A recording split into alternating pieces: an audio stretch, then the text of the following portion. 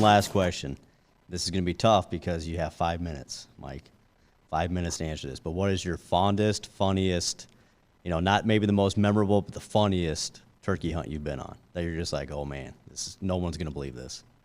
Dude, I've had so many of those that it's actually been crazy. And one story that just every time I turkey hunt, I've already had a couple things this year that's blown my mind turkey hunting. That's never happened before. But this hunt I'm about to go on tomorrow, for instance, is a hunt that we're raising some money for some scholarship programs for the youth. And it's with the university. It's with the University of Montevallo. So 2 years ago, these gentlemen bought a hunt, and actually one lady and two guys bought these hunts. They got 1 day with me, 1 day with Eddie Salter, and 1 day with Bob Walker, who's a world champion turkey caller. And so it was kind of a cool deal. It was a philanthropy type of thing. We gave our time. They gave their finance to come spend days and tell stories. And I'm leaving after this podcast or this talk here, this Facebook Live. I'm going to do that hunt in the morning for the next 2 or 3 days.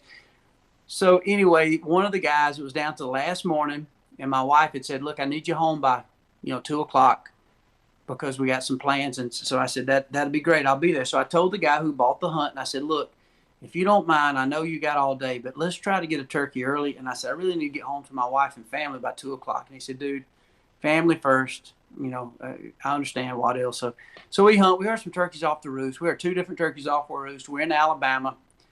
Jerk turkeys aggravating. Later that day, I heard a turkey gobble way in an area that I wasn't even sure we could hunt. And I told the particular guy who had some land leased, I said, is this particular turkey, is he on our land where he gobbled? And I pull up my base maps and I'm showing. He said, yeah, that turkey's on us. He's in the edge of that pasture. There's some pines up there, and he's telling me the terrain.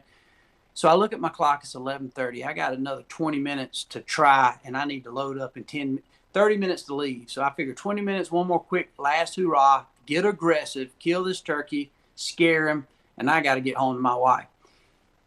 I take a golf cart. At the time, it was this old Textron, bad boy buggy. I took my strut decoy and I got it on a stick, and I stick it in my front rack on the bad boy buggy. And I'm hauling butt to this area I think these turkeys are, and I'm hoping they're still around. I stop short, and I shower down, nothing. I stop a little short of where I thought they were, and I shower down. As I look on my map, I notice I'm getting ready to come into this cattle pasture exactly where I thought these turkeys were. And a lot of times these turkeys don't go as far as you think. They make these little semi-loops, and then they might move a mile or two in 2 days, but that day they might not move that far. So in my mind, my heart of hearts, I'm thinking, these turkeys ain't far. They're probably henned up. So I'm easing through this little logging road, and all of a sudden the nose of my golf cart comes out in the edge of the field. And sure enough, I said, oh, my God, there they are. I'm expecting them to run off. The sun is right on the golf cart. I broke through these little pines and sweet gum trees in this thick little road, little 2-track 4-wheeler path through the road. All of a sudden, the turkeys look, and they go up in full strut. I'm like, what in the world? About that time, simultaneously, the wind blows, and it shifts my decoy on the golf cart. Those turkeys break and run across this field.